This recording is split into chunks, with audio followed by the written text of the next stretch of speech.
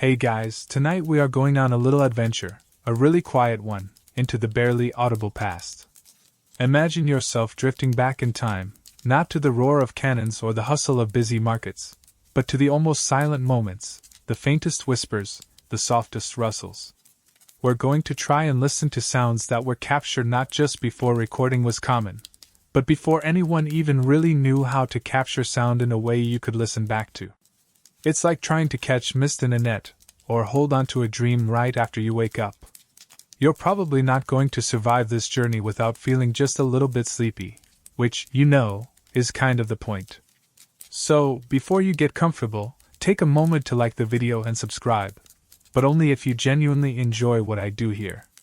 And hey, let me know where you're tuning in from tonight, and what time it is for you. Now, dim the lights, maybe turn on a fan for that soft background hum, and let's ease into tonight's journey together. So, picture this, it's the mid-19th century. The world around you is loud, yes, but it's a fleeting loudness. A bell rings, a dog barks, a person speaks, and then the sound is just gone. Vanished into the air, leaving no trace. For us, living in a world where every moment, every sigh, every awkward cough can be instantly recorded, saved, and replayed endlessly, this is almost impossible to comprehend. Sound was this ephemeral thing, a ripple in the air that died out almost as soon as it was born. It was magic, in a way, but the kind of magic you couldn't bottle or keep. Think about it, you could write down words, you could paint a picture of a scene, you could even invent machines that replicated movements or generated light, but capturing sound? Holding onto a voice after the person stopped speaking? That felt like trying to capture a ghost. And yet, buried in the dusty corners of history, among the top hats and the steam engines and the elaborate mustaches, there were a few quiet, persistent souls who started to wonder if maybe, just maybe, you could catch that ghost. They weren't trying to build Spotify, obviously. The very idea of playing back a recording of sound for entertainment or information was still decades away, lurking in the future like a technological phantom limb. These early pioneers were driven by a different kind of curiosity. They were scientists, inventors, tinkerers, who were fascinated by the fundamental nature of sound itself. What was it? How did it travel? How could you even study something that was invisible and so incredibly fleeting? It's like trying to study happiness. You know it's real, you feel its effects, but try to put it in a jar. This era, this mid-1800s, was a time of incredible scientific exploration. People were figuring out electricity, understanding light in new ways, classifying the natural world with an intensity we might find a bit obsessive today. And sound, this fundamental part of human experience, was right there, waiting to be deciphered. You had physicists like Hermann von Helmholtz doing groundbreaking work on acoustics and the physiology of hearing. He built resonators, studied musical tones, and basically laid the groundwork for much of our modern understanding of how we perceive sound. There's your mainstream historical fact, tucked away nice and early. But even Helmholtz, brilliant as he was studying sound in the moment, analyzing its properties as it happened. He wasn't recording it to listen later. The idea just wasn't on the table yet, not in a practical sense. So, the challenge wasn't just technical, it was conceptual. How do you even begin to capture something so intangible? It's like trying to take a photograph of a smell. You need a completely different approach, a way to translate that invisible vibration into something physical, something permanent, something you could look at, maybe even touch. This is where the story gets really interesting, and really quiet. Because the first steps weren't about capturing sound to listen to, but to see. Imagine you're one of these curious minds in the 1850s. You know sound is vibrations. You can feel it in your chest when a loud noise happens. You can see dust dance on a drumhead. So, the logical leap, for some, was to find a way to make those vibrations leave a mark. To trace their pattern. It's a quirky tidbit, perhaps, but one early method involved attaching a stylus to a vibrating surface and having it scratch a pattern onto a moving piece of smoked glass or paper. It sounds incredibly Heath Robinson, doesn't it? Like something Wile E. Coyote would order from AC Me. But this wasn't about building a rocket. It was about building a visual representation of sound. You weren't trying to hear the sound again. You were trying to create a visual signature, a fingerprint of the sound wave itself. This is where the story gets specific, focusing on one man who took this idea and ran with it, building perhaps the most important, and for a long time, most overlooked, machine in the history of sound recording. His name was Edward Leon Scott de Martinville. Remember that name. He's our main character for a good chunk of this journey. He wasn't an academic physicist like Helmholtz, but a typesetter, a printer, someone who worked with the physical manifestation of information every day. Maybe that gave him a unique perspective, the idea of translating the ephemeral into the tangible. Historians still argue whether Scott de Martinville's primary motivation was purely scientific curiosity about the nature of sound waves, or if he had a more practical application in mind, perhaps for studying phonetics or speech patterns visually. There's your open scholarly debate phrase. His background as a typesetter might suggest an interest in language and its structure. But whatever his exact driving force, he was consumed by the idea of making sound visible. He wanted to draw the sound wave, automatically, mechanically. This quiet obsession led him to invent something he called the phonautograph. Say that with me, phonautograph. It literally means sound writer. And that's precisely what it did. It wrote sound. Not in words, but in squiggles.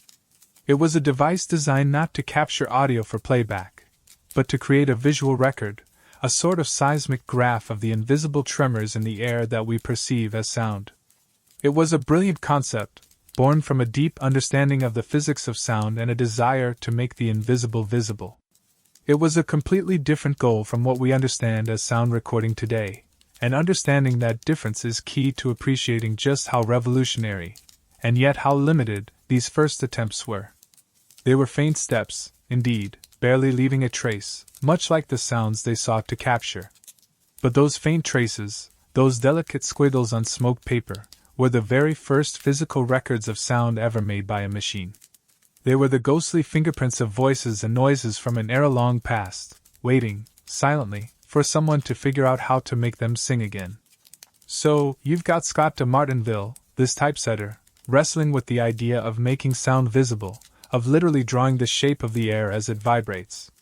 And you might be thinking, okay, weird goal, but why was capturing sound at all such a big deal? Well, step back again into that mid-1800s world. Sound wasn't just fleeting, it was, in a very real sense, a ghost. You heard it, you reacted to it, and poof, it was gone.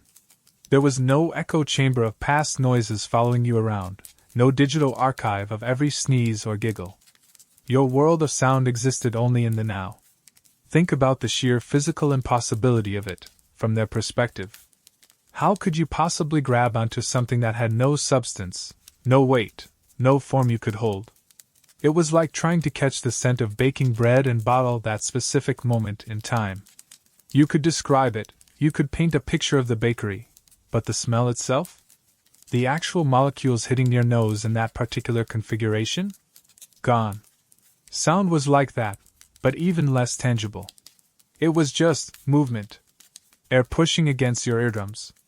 Now, scientists did understand by this point that sound was a wave, a disturbance traveling through a medium, usually air. People like Robert Hooke back in the 17th century had shown that making something vibrate faster produced a higher pitch. And later, in the early 19th century, physicists like Ernst Chladni had made sound patterns visible by sprinkling sand on plates and bowing them, showing how different notes created different geometric shapes in the sand. There's your mainstream historical fact. The understanding of sound as vibration was there, and people were starting to visualize its effects. But these were static patterns, snapshots of vibration at a constant frequency. They weren't capturing the dynamic, ever-changing wave of a voice speaking or a melody playing. That was the missing piece, the big mystery. How do you track a vibration that changes thousands of times a second? How do you make that fleeting push and pull of air leave a permanent mark? It felt like trying to nail jelly to a wall while it was still wiggling. The tools just didn't exist. You could measure pressure with barometers, but they were far too slow and clunky to catch the rapid fluctuations of sound waves. You could measure vibration frequency with tuning forks, but that only told you the pitch, not the complex waveform of, say, someone whispering a secret. This inherent elusiveness of sound meant that for millennia, human history was silent in a way we can barely grasp. We have written records, paintings, objects, buildings, all telling us about the past. But the sounds of the past? The actual voices of historical figures, the ambient noise of ancient cities, the music played in forgotten halls? Utterly lost. Vanished without a trace, like a forgotten dream. It makes you think, doesn't it? That everything we know about the soundscape of history is based on written descriptions or educated guesses. We know people sang, we know they shouted, we know bells rang and dogs barked, but we don't know exactly what any of it sounded like, not really. It's like looking at a recipe but never being able to taste the food. This profound silence of the past, this inability to revisit audible moments, must have been a subtle but pervasive part of life. You said something, it was heard, or not heard, and then it was just a memory, prone to all the inaccuracies and fading that memories suffer. It was a world where sound was truly live, truly in the moment, with no rewind button, no archive feature. It was a world where the only way to share a song was to sing it again, the only way to hear a voice was to be in the presence of the speaker. And yet, as we saw with Scott, there were people who couldn't let go of the challenge. They were haunted by the ghost of sound, this invisible force that shaped so much of human experience yet refused to be pinned down.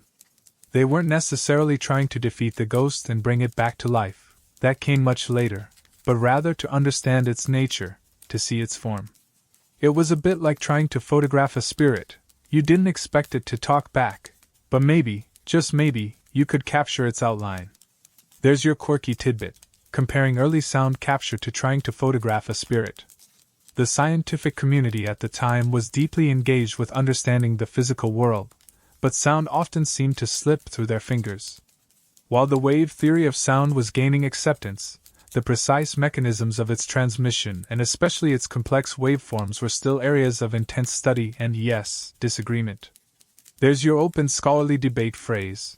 Historians still argue about the extent to which the full complexity of sound waves was understood and accepted by all physicists in the mid-19th century. Was air compression the only factor? How did different materials affect sound? These weren't settled questions. So, when someone like Scott de Martinville came along with a machine that proposed to draw these invisible, fleeting waves, it was both revolutionary and, perhaps, a little baffling to some. It wasn't solving a problem they were actively trying to solve in a practical sense, like communicating faster or seeing further. It was tackling a fundamental, almost philosophical, puzzle: how to make the ephemeral permanent. It was a step driven purely by scientific curiosity and the desire to understand the physical world at its most elusive level. It was about creating a physical artifact, a tangible record, of something that had previously existed only in the moment it was perceived. These weren't recordings to be heard again. They were scientific specimens, diagrams drawn by nature itself. They were the first faint, shaky footprints left by the ghost of sound as it passed by. And it would take entirely different insights to make those footprints sing. So you've accepted that sound was like a ghost, a fleeting presence in the 19th century, impossible to hold onto. But even if you couldn't capture the sound itself to listen back to, scientists were starting to get really clever at capturing its effects, at making those invisible vibrations leave a visible trace. It was less about bottling the ghost and more about taking its footprint. They wanted to see sound, to analyze its shape, its intensity, its duration, without needing to hear it again. Imagine you're in a smoky, gaslit lab, because, 19th century science often involved questionable lighting and maybe a bit too much open flame. One fascinating method that gained traction was using something called a manometric flame. This wasn't some magical fire that burst into song, sadly, but a way to visually represent pressure changes in sound waves. Here's how it worked. In a slightly simplified, non-sleep-inducing way, you'd have a gas jet, like the kind used for lighting, but connected to a small chamber with a flexible membrane on one side. Sound waves hitting that membrane would make it vibrate. This vibration, in turn, would affect the flow of gas to the jet, causing the flame to flicker and jump in sync with the sound waves. There's your mainstream historical fact. Manometric flames were a real thing used to visualize sound pressure.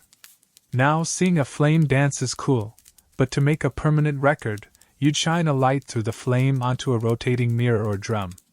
As the mirror spun, the reflection of the flickering flame would trace a complex, wavy line, a visual representation of the sound wave's pressure changes over time. It was like watching a very excited, fiery seismograph. You could look at these patterns and deduce things about the sound, its pitch, how fast the flame flickered, and its intensity, how much it jumped. It was a brilliant way to make the invisible visible, turning air vibrations into fiery squiggles. It wasn't sound recording as we know it, obviously. You couldn't hear the sound by looking at the squiggles, any more than you can hear a song by looking at sheet music if you don't know how to read it. But it was a crucial step towards understanding the physical form of sound waves.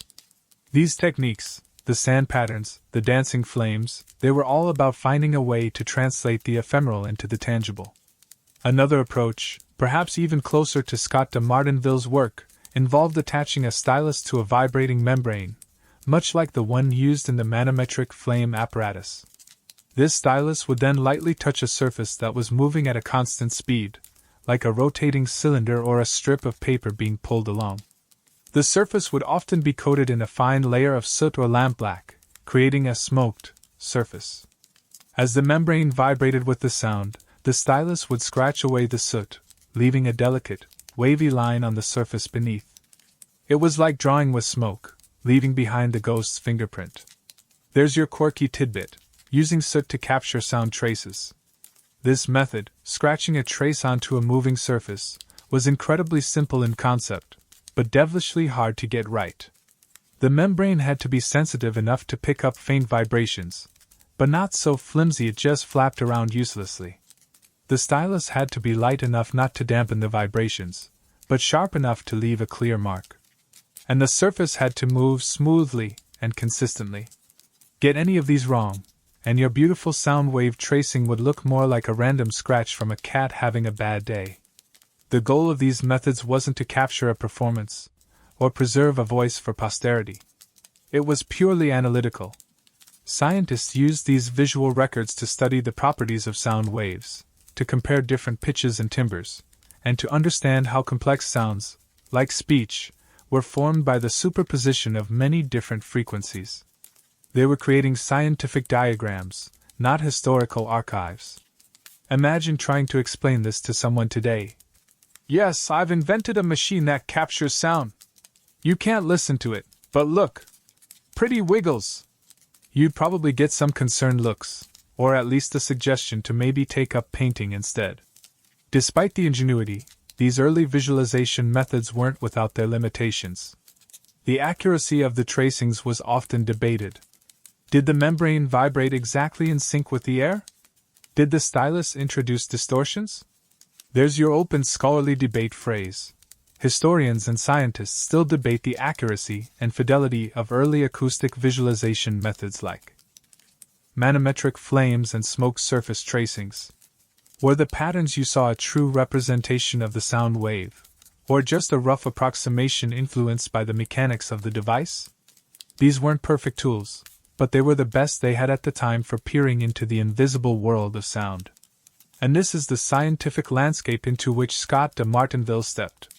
He wasn't inventing the idea of visualizing sound from scratch. He was building on this tradition, taking the concept of using a vibrating membrane and a stylus scratching a trace and refining it into a dedicated machine. He saw the potential in these smoky squiggles, not just as scientific curiosities, but as a way to permanently capture the shape of sound, particularly the complex shapes of human speech. He wanted to create a visual library of spoken words, perhaps to aid in teaching phonetics or understanding language structure. He was, in a way, trying to create a visual language of sound, a silent script written by vibrations themselves. And his invention, the phonautograph, would take this idea of seeing sound further than anyone had before, creating the very first records, faint as they were, of actual sounds captured from the air. So, you've got these clever folks figuring out how to make sound waves visible. The dancing flames, the wiggling sand, the delicate scratches on smoke surfaces. They were taking the ghost's footprint, as it were. And then, stepping into this world of acoustic visualization, you meet Edward Leon Scott de Martinville. He wasn't a university professor or a famous physicist.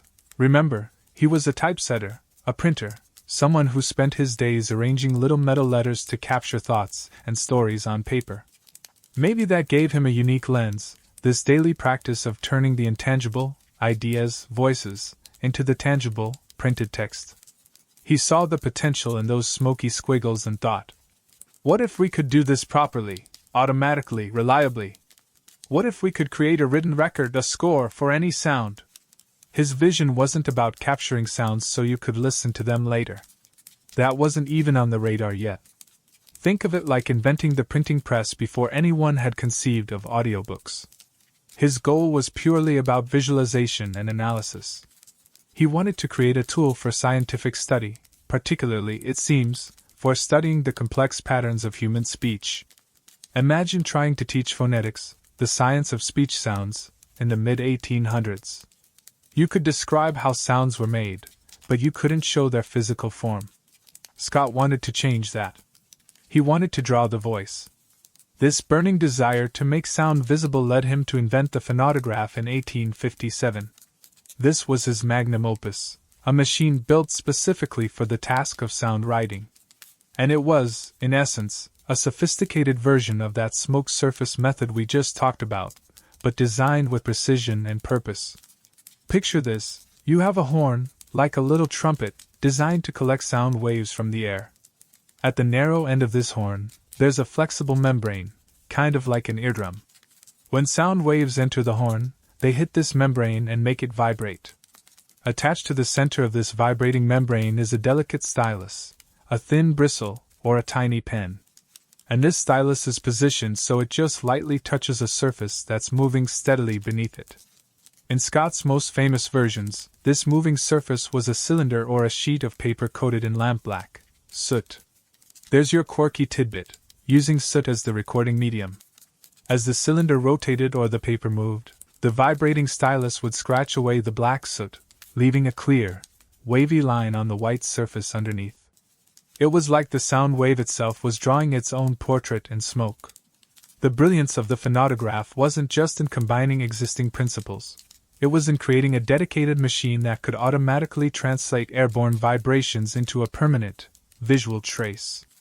Before this, people might manually rig up a membrane and stylus, but the phonautograph was a designed instrument.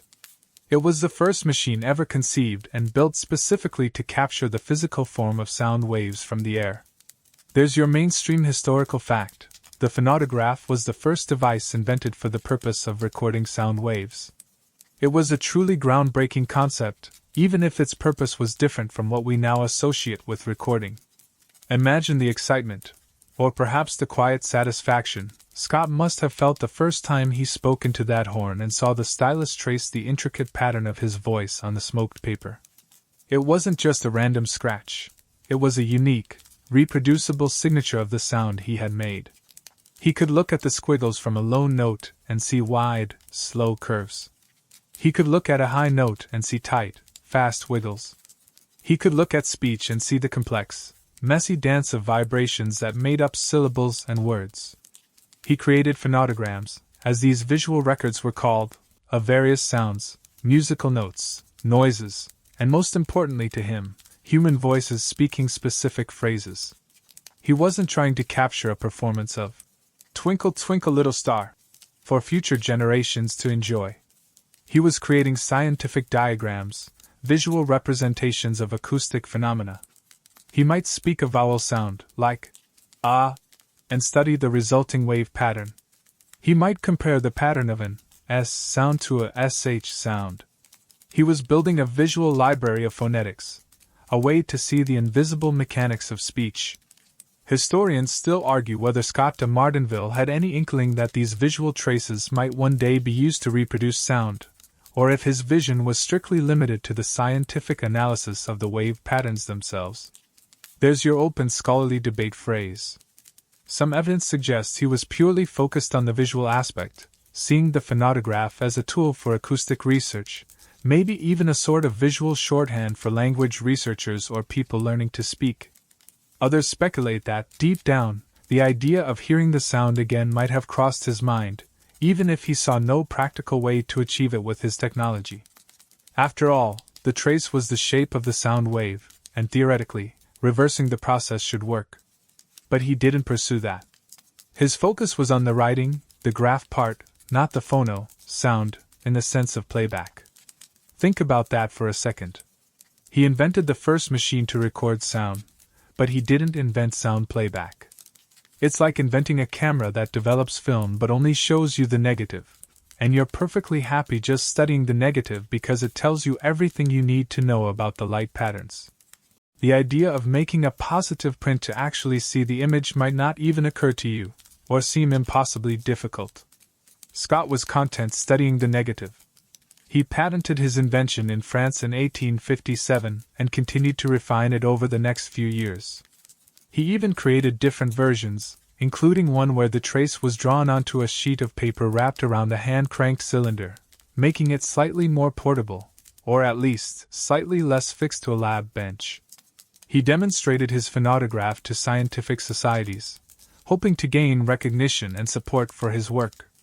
He believed he had created a valuable tool for science, a way to finally pin down the elusive ghost of sound and make it leave a permanent mark. And he did succeed in making that mark. He created the world's first sound recordings, delicate, smoky squiggles on paper, capturing moments of sound from over 160 years ago. But for decades, these faint traces remained silent, merely visual curiosities stored away in archives. They were the first physical evidence that sound could be captured, that the ghost wasn't entirely untraceable, but they were silent witnesses to a moment in time, waiting for a future technology, and a different kind of inventor, to give them a voice. It was a revolutionary step, but only the first, quietest step on a much longer journey towards capturing sound for listening. So, you've got Scott de Martinville, this typesetter with a bee in his bonnet about making sound visible, about drawing the shape of air vibrations. He's seen the dancing flames, the wiggling sand, the rough scratches on smoked glass, and he thinks, I can build a proper machine for this. A machine that writes sound automatically. And that machine, his invention from 1857, is the phonautograph. Let's pull up a dusty blueprint, metaphorically speaking, and peek inside this contraption. Imagine a device that looks a bit like a scientific instrument from a steampunk novel. It's got curves and brass and maybe a slightly impractical crank. The heart of the phonautograph is designed around the principles of human hearing, or at least, the understanding of hearing at the time.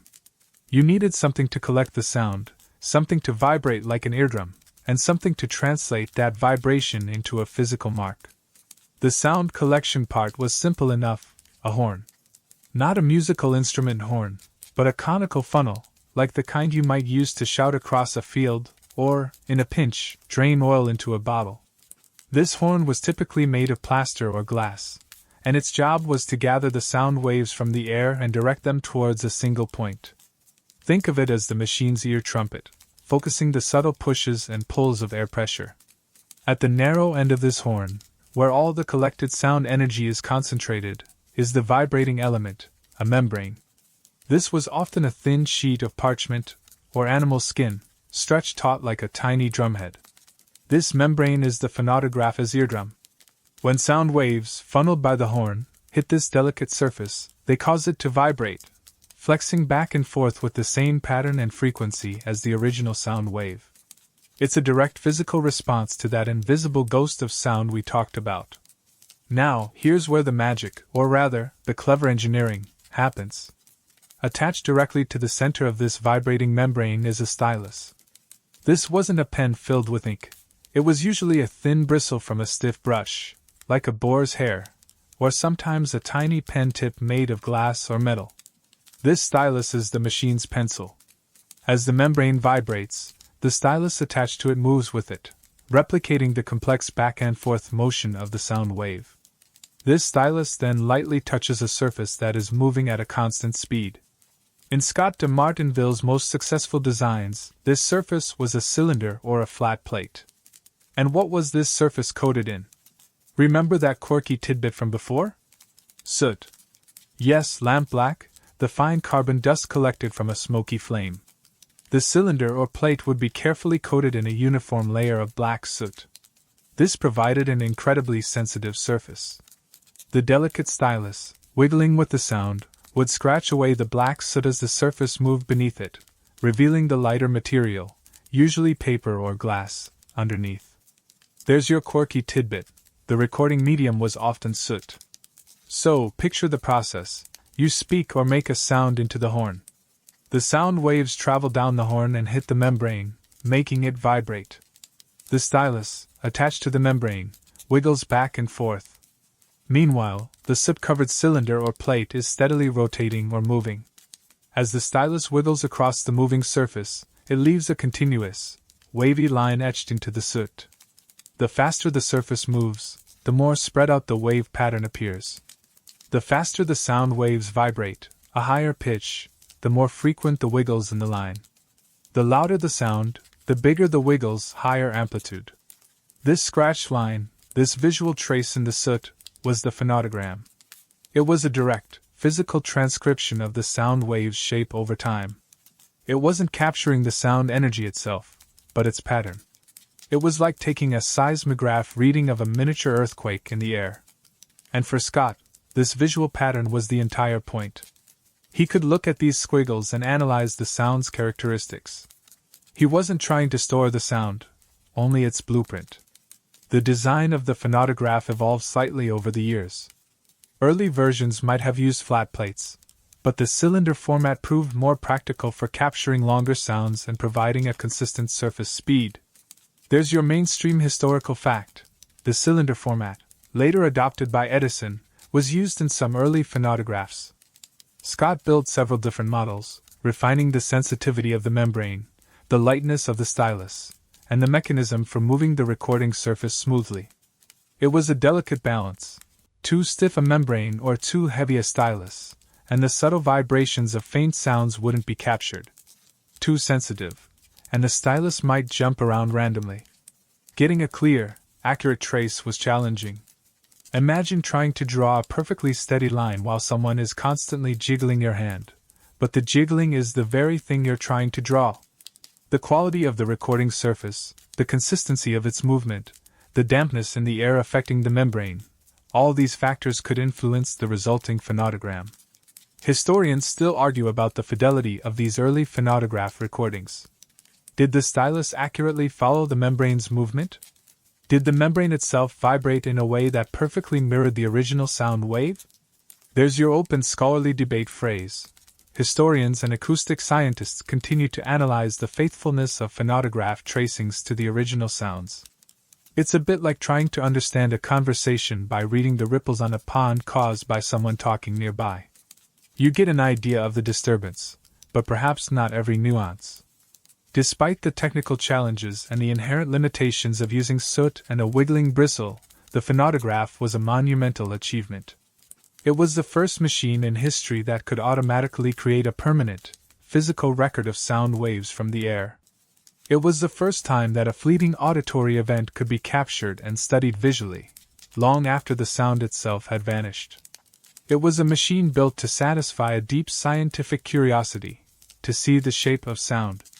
And Scott de Martinville was immensely proud of his creation. He saw it as a tool that could revolutionize the study of acoustics and phonetics. He demonstrated it, he wrote about it, he patented it. He believed he had found a way to capture the ghost of sound, not to bring it back to life, but to draw its portrait, to create a tangible, visible artifact of its passage. These smoky squiggles were his triumph, the first faint footprints of recorded sound left on the path of history. But they were silent footprints, waiting patiently for someone else to invent the shoes that could walk them back to sound. So, you've got the phonautograph built, this ingenious contraption with its horn ear, membrane eardrum, and stylus pencil, all poised over a surface coated in delicate, black soot. You've made a sound into the horn.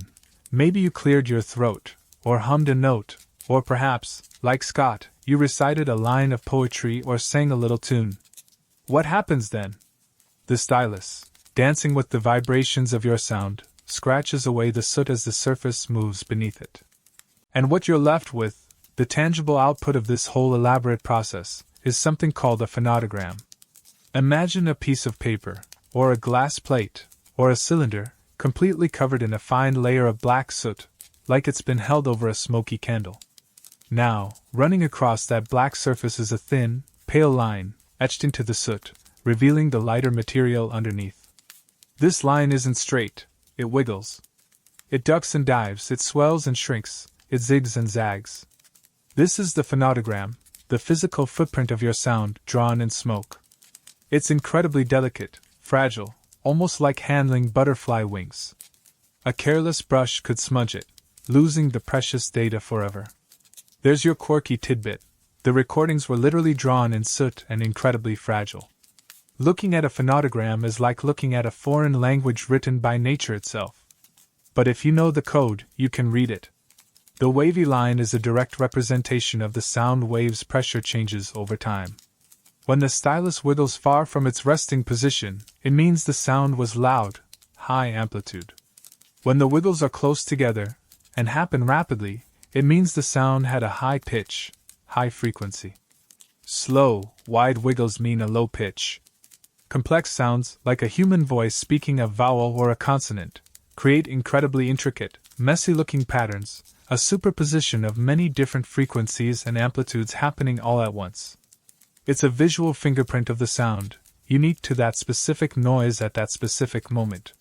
For Scott de Martinville, and for the scientists who might have used his device, these squiggles were gold. They weren't trying to listen to the sound again. They were studying its shape. They could analyze the phonogram to understand the physical characteristics of different sounds. They could compare the wave patterns of different vowels to see how they differed visually. They could study how musical instruments produced their unique timbres by looking at the complexity of their wave shapes.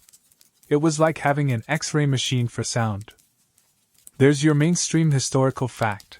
Scientists used phonograms to visually study and analyze the physical properties of sound waves, particularly in acoustics and phonetics. Think about how revolutionary this was. Before the phonograph, the only way to analyze a sound was to hear it, and try to describe or measure its properties as it happened. Now, for the first time, you had a permanent record. You could look at the sound wave over and over again, measure its features with a ruler, compare it to other sounds, all at your leisure, long after the sound itself had died away. It was a monumental leap in the scientific study of acoustics. It allowed researchers to move from studying sound as a fleeting event to studying it as a physical object, the phonogram. Scott created phonograms of various sounds. He recorded himself speaking phrases, singing snippets of songs, and making simple noises. He also used his device to record tuning forks, which produce a very pure, simple sine wave pattern. These tuning fork recordings were crucial. They allowed him to calibrate his machine, understanding how a known frequency, like middle C from a tuning fork, translated into a specific number of wiggles per inch on the phonogram. This calibration was key if you wanted to use the phonograms for serious scientific measurement. But it's absolutely vital to remember Scott's primary goal. He wasn't trying to create a sound archive for future listening pleasure. His phonograms were diagrams, scientific data points. It's like a doctor taking an EKG of your heart. They get a wavy line on paper that shows the electrical activity. They don't listen to the EKG. They read the pattern to understand what the heart is doing. Scott was doing the same thing for sound waves. He was reading the pattern to understand the sound. The idea of reversing the process, of somehow turning those squiggles back into audible sound, seems not to have been his focus, or perhaps even something he believed was practically possible with his technology. Imagine showing someone a phonogram in 1860 and explaining, "This is the sound of my voice saying hello.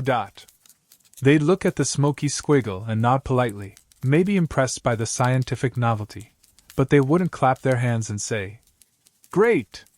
Play it back for me!" That concept just wasn't in the air yet.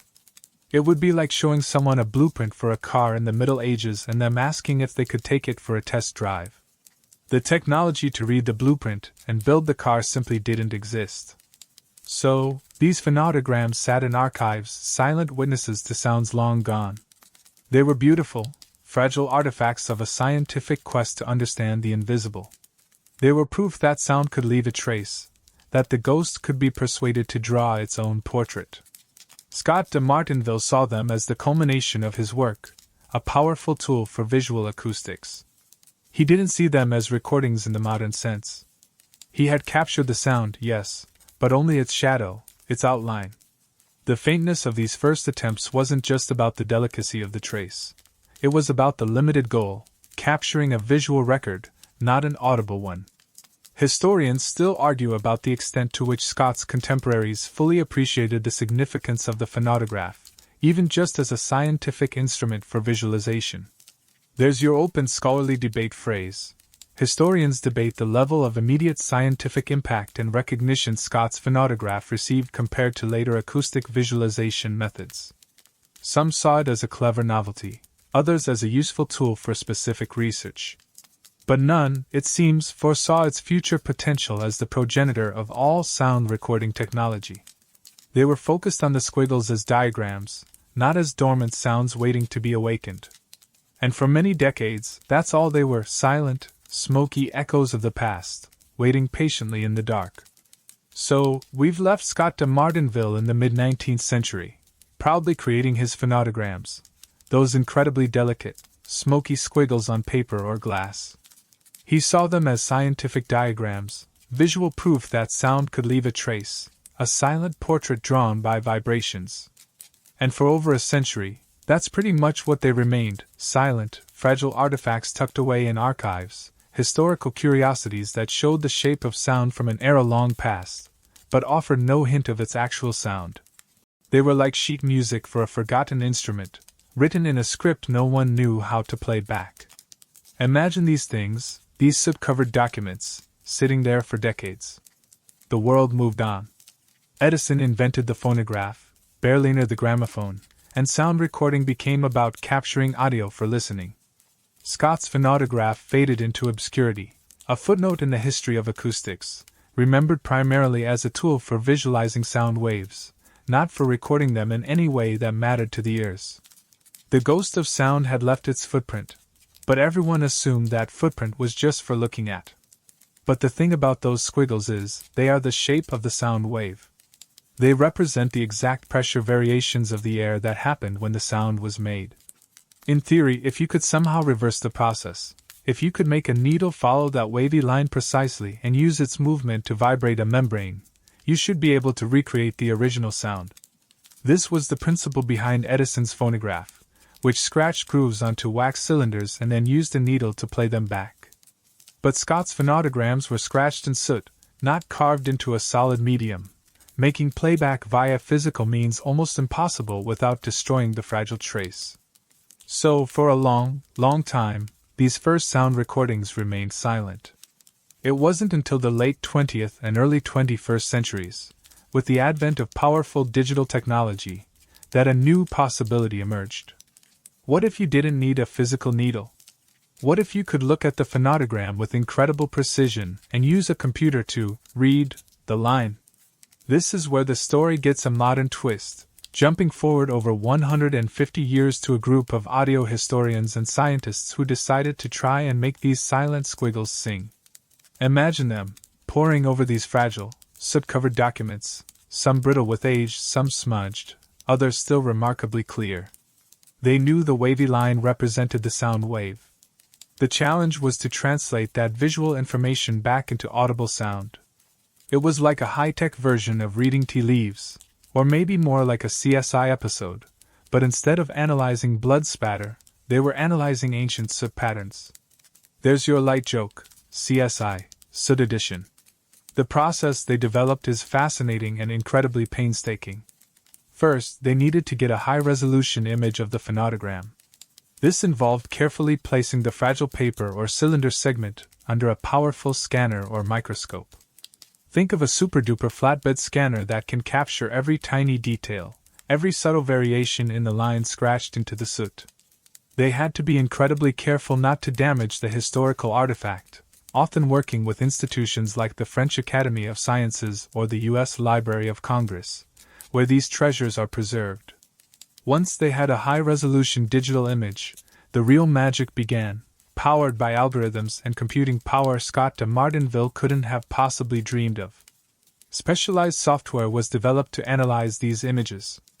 The software's job was to find that faint, wavy line etched in the soot and track its path across the surface.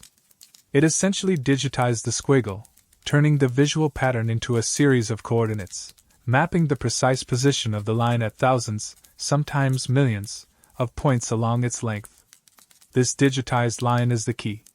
Remember, the height of the wiggles corresponds to the amplitude of the sound wave, and the frequency of the wiggles corresponds to the pitch.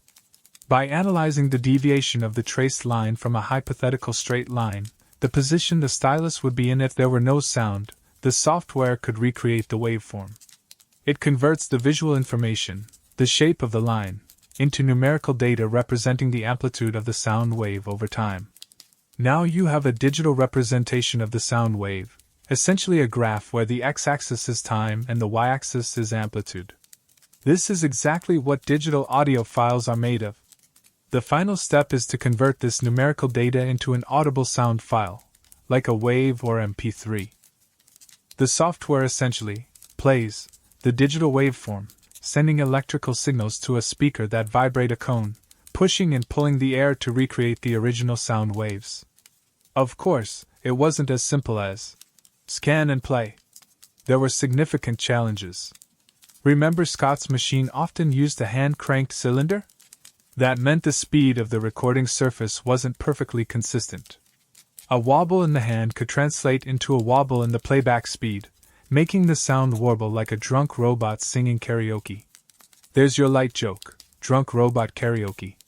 The modern researchers had to develop sophisticated methods to try and compensate for these speed variations, often looking for clues within the recording itself, like the known frequency of a tuning fork Scott might have recorded alongside a voice, or making educated guesses based on the expected duration of the sound.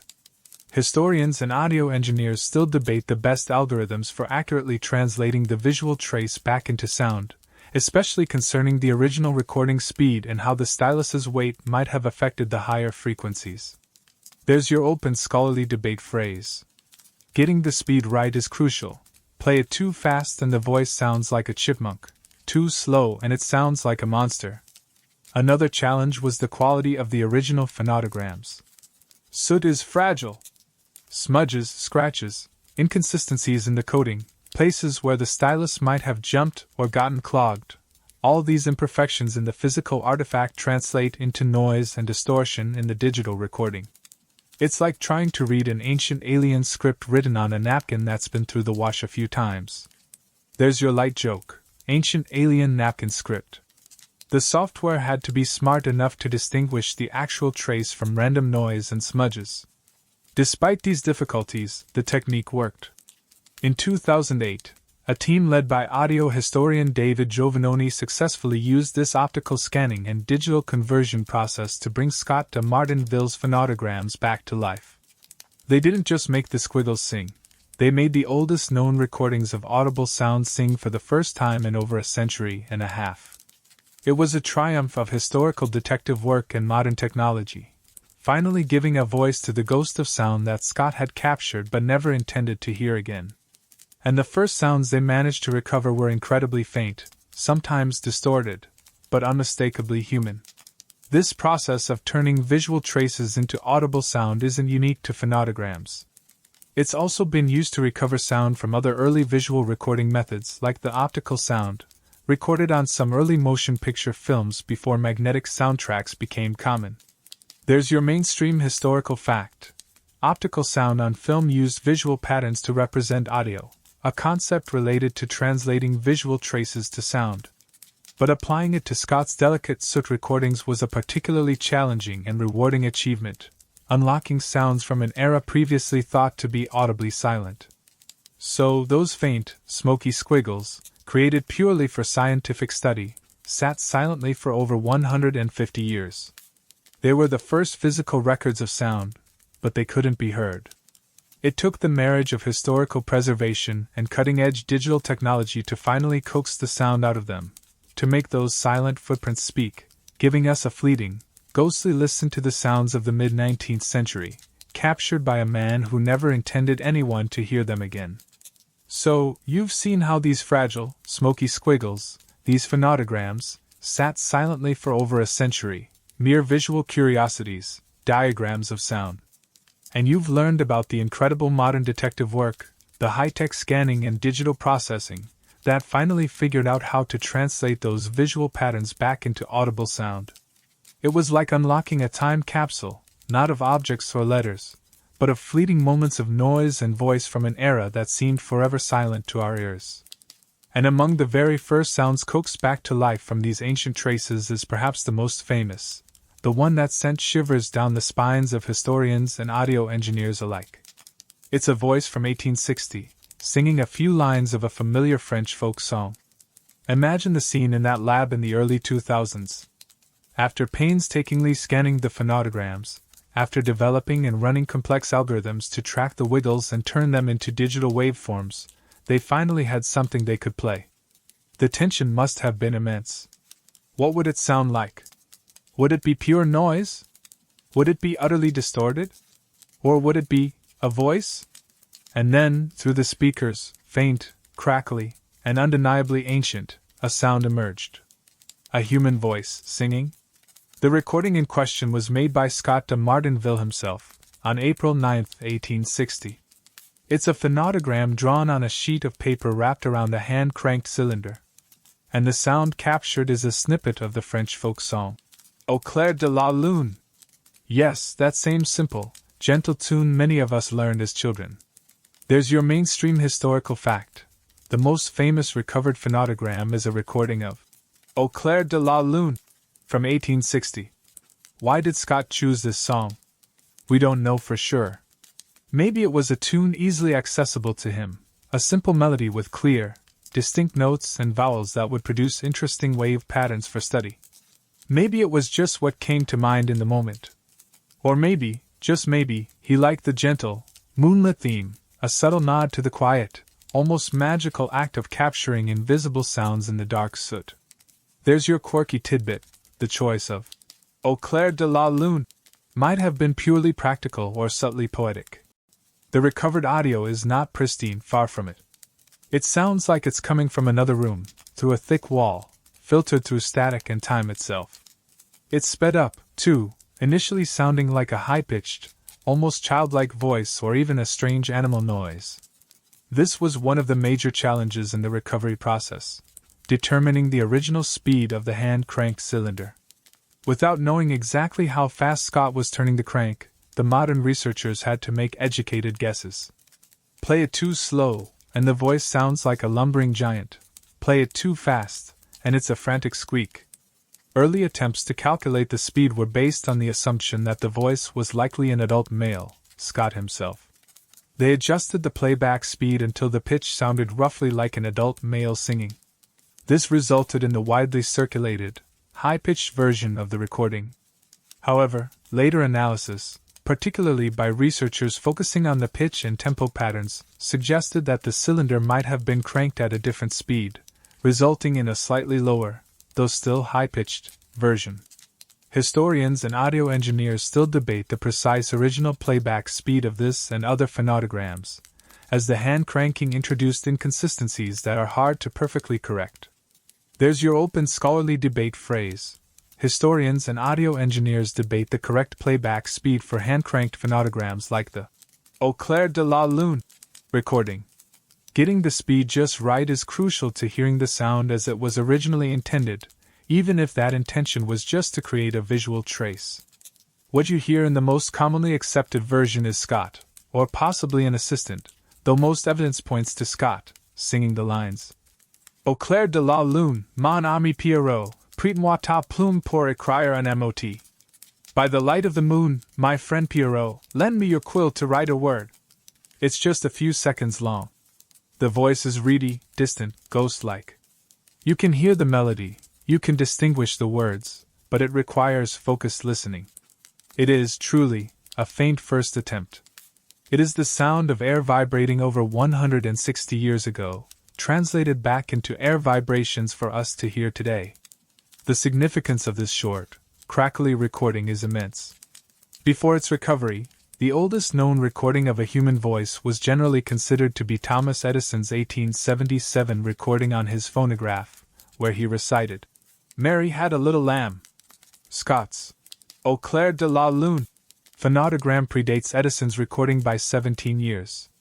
This means that the first machine to record sound was the phonograph, not the phonograph, and the first audible recording of a human voice is this faint snippet from 1860, not Edison's later effort. There's your mainstream historical fact.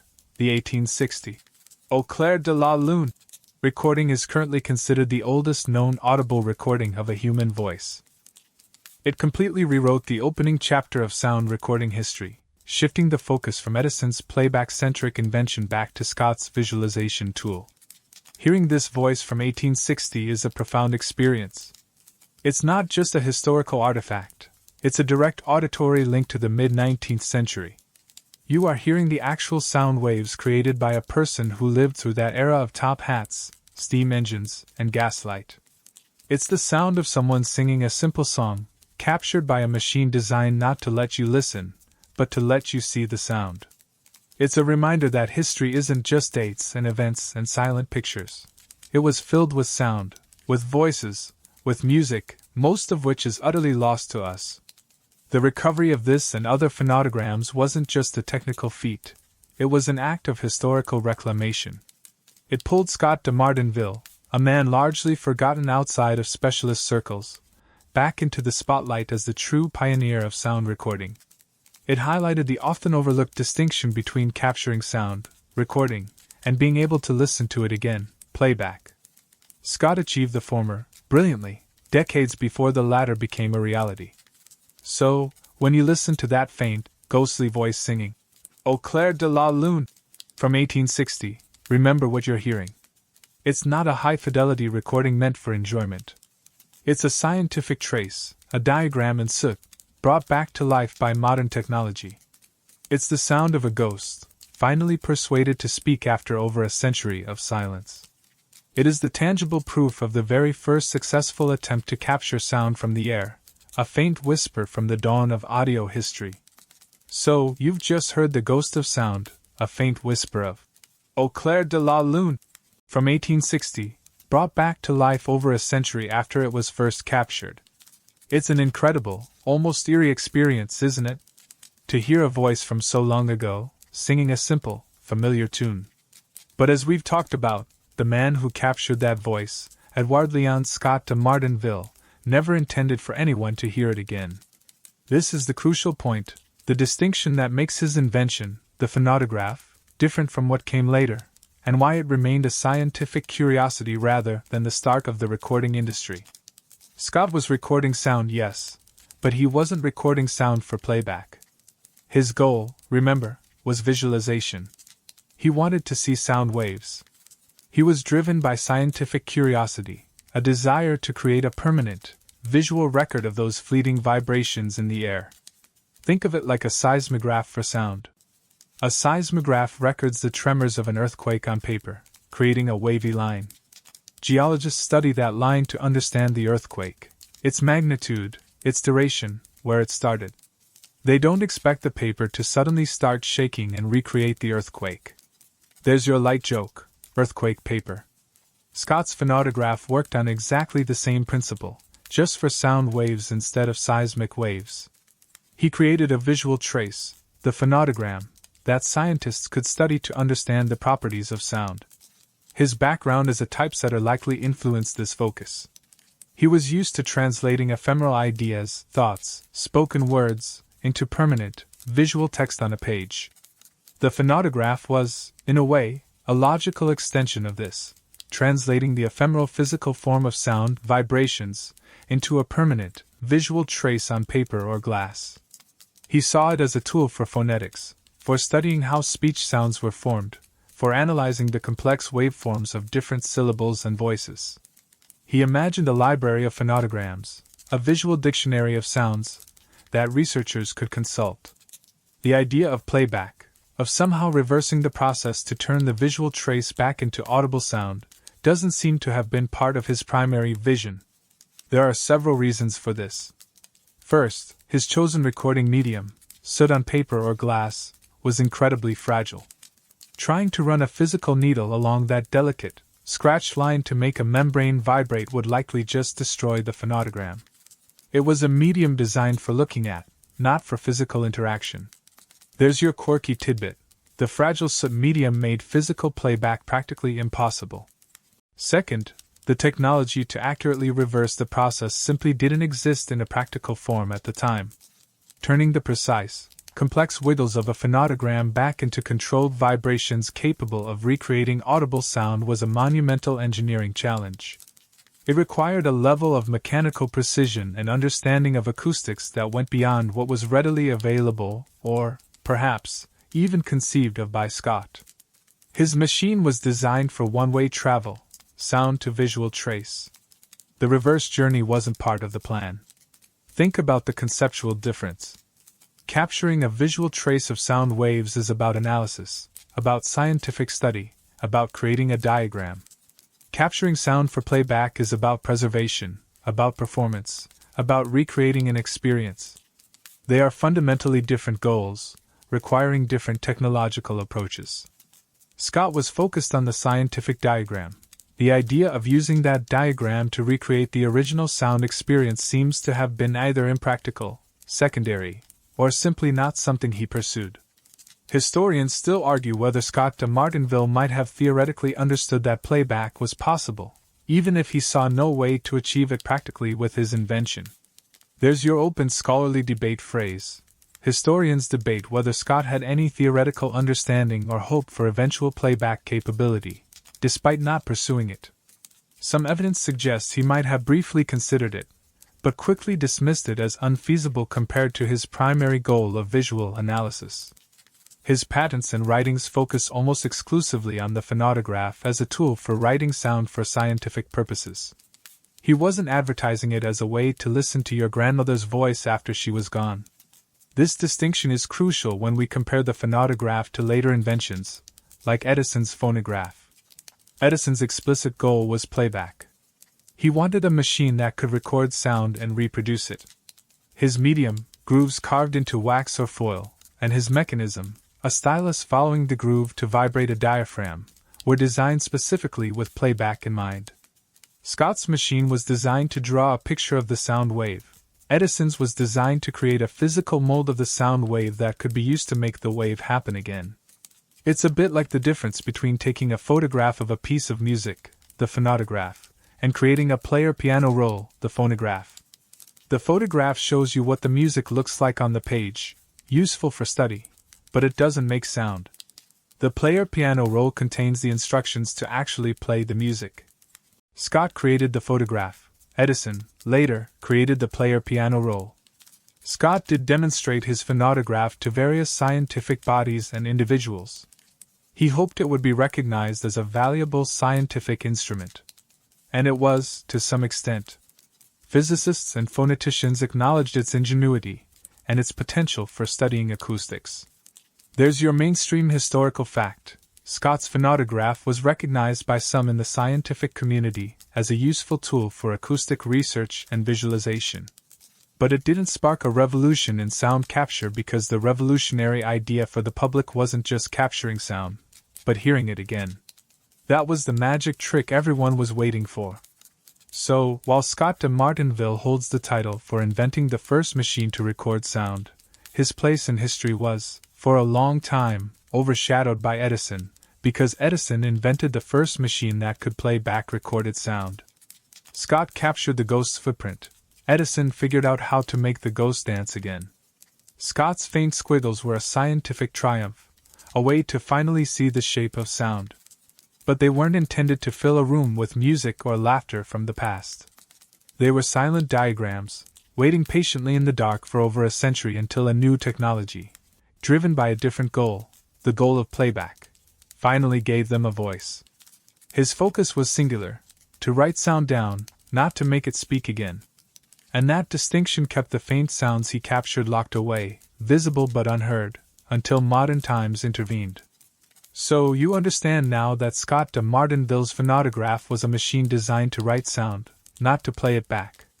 He captured the ghost's footprint, but he wasn't trying to make the ghost sing again. He saw his invention as a scientific tool, a way to visualize sound waves for study, particularly for analyzing speech. And like any inventor, he wanted the world, or at least the scientific world, to recognize his achievement. Imagine Scott, this dedicated typesetter turned acoustician, proudly demonstrating his phonautograph. He patented it in France in 1857 and presented it to learned societies, publishing descriptions of his device and its capabilities in scientific journals. He hoped to convince physicists, phoneticians, and other researchers that he had created an invaluable instrument for their work, a way to finally get a handle on the elusive nature of sound waves. He wasn't trying to start a business selling sound recorders. He was trying to contribute a fundamental new tool to scientific inquiry. The reception he received was polite, and perhaps a little muted, especially compared to the fanfare that would greet Edison's phonograph just 2 decades later. The scientific community acknowledged his ingenuity. They could see that the machine worked, that it did produce visual traces of sound waves. His phonautograph was recognized by some prominent physicists and acoustic researchers as a legitimate scientific instrument, a clever way to make the invisible visible. There's your mainstream historical fact. Scott's phonautograph was acknowledged and sometimes referenced by contemporary scientists studying acoustics and phonetics. The French Academy of Sciences, for example, published his initial paper describing the phonautograph in their journal, Comptes Rendus. This was a significant step. It meant his work was being put before the leading scientific minds of the day. But recognition is one thing, widespread adoption and revolutionary impact are another. And the phonautograph didn't quite achieve the latter in its time. Why? Well, for starters, remember that his primary goal was visualization. While useful for specific research in acoustics and phonetics, this wasn't a problem that occupied the forefront of every scientist's mind, nor was it something with immediate, obvious practical applications for the general public. Comparing wave patterns on a smoke surface, while scientifically valuable, wasn't as immediately exciting as, say, the latest discoveries in electricity or chemistry. It was a niche tool for a specific kind of study. Also, let's be honest, the phonautograph was a bit finicky. Getting a clear, accurate trace on a soot-covered surface required careful handling, consistent speed from the hand-cranked mechanism, and sensitivity to ambient conditions. It wasn't a machine you could just plop down and expect perfect results from every time. Remember that delicate process of scratching soot? Imagine trying to do that consistently for complex sounds. It was a bit like trying to perform brain surgery with a spirograph. Impressive when it worked, but maybe not the most reliable tool for the job. There's your light joke, brain surgery with a spirograph. Furthermore, the very thing that made it groundbreaking, its ability to record sound waves, was limited by its inability to play them back. In the eyes of many, if you couldn't listen to the sound again, what was the point beyond purely academic study? It was like inventing a camera that developed pictures you could only examine under a microscope, and only to study the patterns of light, not to see the image itself. It was missing the wow factor, the utility that captures the public imagination and drives widespread interest. Historians still argue about the exact level of influence Scott's phonautograph had on the broader scientific understanding of acoustics in the late 19th century. There's your open scholarly debate phrase. Historians debate the true impact and diffusion of Scott's phonautograph technology and findings within the scientific community beyond his immediate circle. Some argue that while acknowledged, it wasn't widely used by other researchers, who stuck to different, perhaps simpler, methods of analyzing sound effects. Others suggest its principles quietly influenced later acoustic studies and even laid conceptual groundwork, even if the specific machine wasn't adopted everywhere. It certainly didn't create a flurry of competing phonautograph manufacturers or lead to dedicated phonotogram archives in every university. Scott himself continued to work on refining the phonautograph for several years after his initial patent. He explored different designs and materials, always with the goal of improving the fidelity of the visual trace. He truly believed in the value of his invention as a tool for scientific analysis. He wasn't getting rich or famous from it, but he was driven by that quiet, persistent curiosity that fuels so much fundamental discovery. He likely felt a degree of frustration that his invention didn't gain more traction. He had solved a fundamental problem: how to make a permanent record of sound waves. But because that record was visual, not audible, it remained largely in the realm of specialized scientific interest. It was a bit like inventing a machine that could perfectly document the smell of a rose, complete with a complex chemical diagram. Impressive, yes, but unless you could somehow make the machine produce the scent again, most people would just prefer to smell an actual rose. There's your light joke, documenting the smell of a rose. So, while Scott de Martinville's phonautograph was a brilliant piece of engineering and a truly groundbreaking scientific instrument, the very first device to record sound waves from the air, its reception in the mid-19th century was relatively subdued. It was a tool for seeing sound, and in a world that was just beginning to dream of capturing sound for listening, seeing wasn't quite enough. His faint squiggles and soot were echoes, yes, but silent ones, awaiting a future generation with different goals and different technology to finally give them a voice and truly appreciate the significance of his pioneering, quiet work. The ghost had left its footprint, but the world wasn't yet ready to hear its story.